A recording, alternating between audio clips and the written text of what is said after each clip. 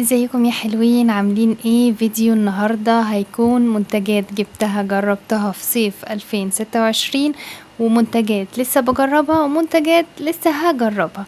تعالوا نشوف مع بعض المنتجات دي عبارة عن ايه. انا بحب غسول ستارفل جدا، يعني بصوا هو قرب يخلص ازاي. جربت النوع ده، وقلت اجرب النوع ده، كان عليه اوفر، كان ده ومعاه صن بلوك. كنت محتاجة صن بلوك يكون جل، عشان انا بشرتي دهنية، فكانوا الاتنين مع بعض في اوفر، فقلت اجرب الغسول. وبجد ستارفل ماركة حلوة جدا، الغسول بتاعه للبشرة الدهنية.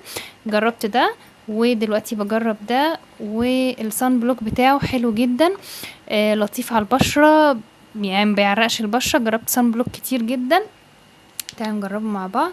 كان بيعرق البشرة، لكن ده بجد تحفة وحلو جدا، البشرة بتمتصه بسرعة، وبيدي جلوي كده، وبجد جل. بصوا ما بيعرقش البشرة، وحلو جدا في الصيف، في الحر بقى اللي احنا فيه. وكمان نستخدمه في الشتاء، البشرة شربته بسرعة، بيدي جلوي كده، وحلو جدا. ده انا جربته، وده بجربه، وده برضو جربته.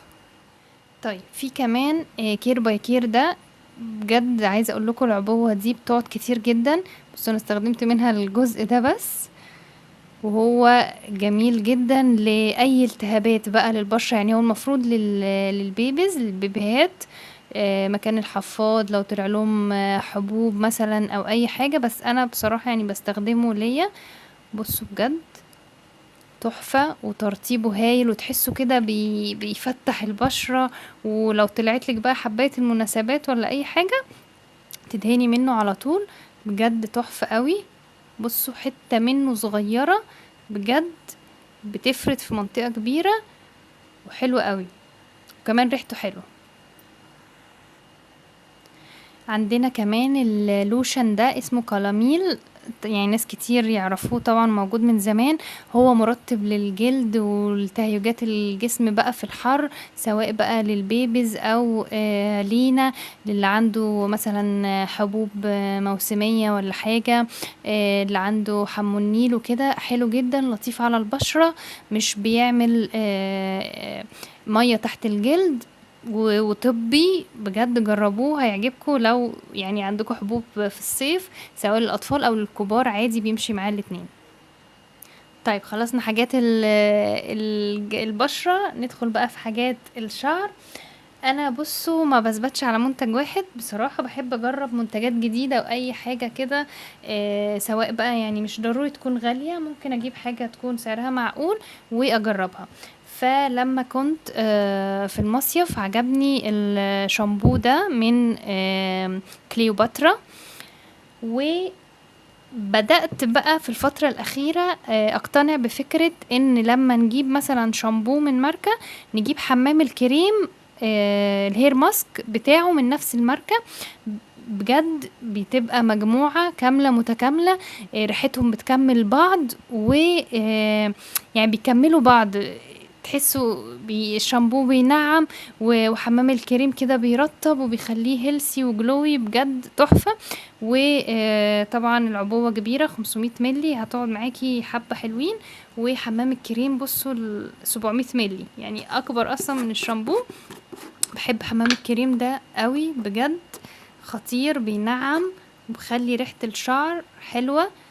بصوا حلو قوي، يعني تاخدي منه حتة. انا عايزة اقول لكم الريحة، يعني يا ريت تشموا معايا الريحة في الفيديو، خطير. قلت اجربهم بصراحة وعجبوني، وهستمر عليهم فترة. بس انا بحب اغير كل فترة، يعني اجرب حاجات جديدة. بس اللي مكمل معايا ان شاء الله الهير ماسك، حلو قوي بتاعه. طيب كمان شفت بقى اعلانات للبراند ده، حتى بصوا هو لسه مقفول اهو. اللي هو بلو، قلت اجيبه واجربه برضو. جبت اللي هو الاخضر ده، ريحته بالفواكه، هنجربه ان شاء الله بس بعد ما يخلص ده.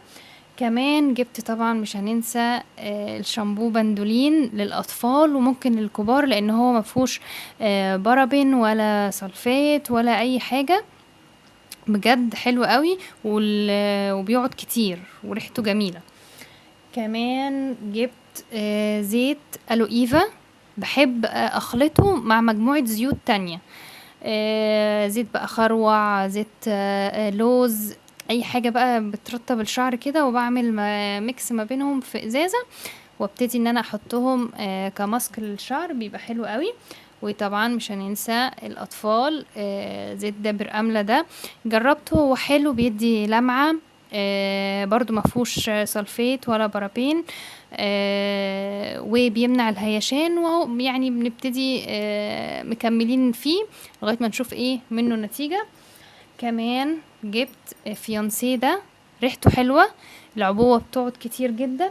انا جبت ده جربته، واللي هو ده بالصبار والعسل. كان في واحد تاني اللي هو ده مش برتقاني، لونه اخضر، كان باللوز، حلو قوي، احلى كمان من البرتقاني. وده بزيت الزيتون، لسه ما فتحتوش ما جربتوش، بس لحد دلوقتي اللي هو البامب بتاعه لونه اخضر، احلى من اللي لونه برتقاني.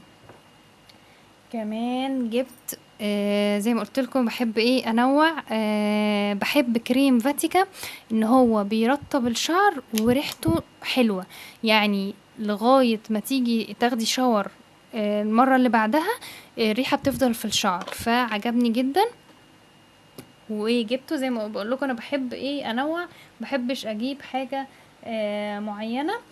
وجبت فرشة الاسنان دي، بتعجبني الفرشة اللي هي بتبقى بكفر بتاعها، احسن من اللي هي من غير كفر. ونبتدي نحطها بقى في كيس والكلام ده، بنغسلها ونسيبها تنشف او ننشفها ونحطها في الكفر بتاعها، بتبقى جميلة وحلوة قوي معانا، خصوصا لو سافرنا في اي حتة بتبقى جميلة. كمان جبت المناديل مش عارفة دي كوري بقى ولا ياباني ولا ايه، الوايبس بتاعت الستانلس، اي حاجة ستانلس، حوض، شفاط، بوتاجاز، حوض الحمام، اي حاجة فيها ستانلس بجد بيشيل منها البقع، وريحته حلوة قوي بالليمون. الوايبس بتاعه مش زي المناديل الوايبس اللي هي بتتقطع، لا المناديل بتاعته تقيلة وحلوة، يجيبوها على ضمانتي، حلو قوي. كمان جبت التو شاليموز دي للاطفال، بيحبوها قوي، وسهلة في ان هي بتتغسل، بس يعني مع الوقت مش هنقدر بقى، يعني بيدخل فيها حاجات كده، فما بنقدرش ان احنا نغسلها من جوه، فبتترمي، فهو بس ايه يفرحوا بيها كده شوية وبعد كده خلاص. طيب كمان بحب قوي البادي سبلاش بتاع الجسم، بحب يعني مش بحب نوع معين، بس الريحة اللي بتشدني بجيبه بصراحة، والازازة طبعا بتقعد معايا حبة حلوين. وطبعا مش هننسى الحاج صاحب الدار، لازم يكون ليه نصيب، جبتله الاتنين دول، طبعا بختار الريحة اللي تعجبني. كمان جبت الليب بالم ده، مش عارفة ده كوري بصراحة ولا ايه، بس انا بقالي سنين بستخدمه، وبجد كل ما بلاقيه يعني ما بلاقوهوش بسهولة بجيب لي بالاتنين وبالاربعة، حلو قوي، بيقعد بالسنة، يعني الصباع ده حلو بيقعد بالسنة، عامل زي الليب بالم اللي هو فاكرينه اللي لونه اخضر بتاع زمان ده، بيثبت، بس ده بيثبت اكتر منه، وخفيف وناعم على الشفايف، وبيدي جلوي حلو كده، طبعا بالاضافه لريحته الحلوه.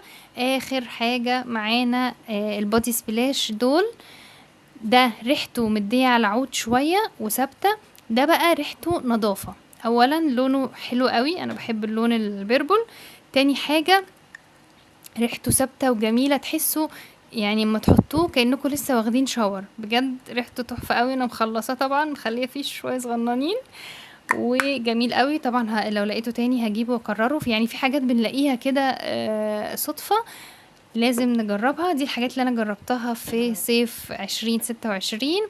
يا رب يكون الفيديو عجبكم، واشوفكم في فيديو جديد ان شاء الله، باي باي.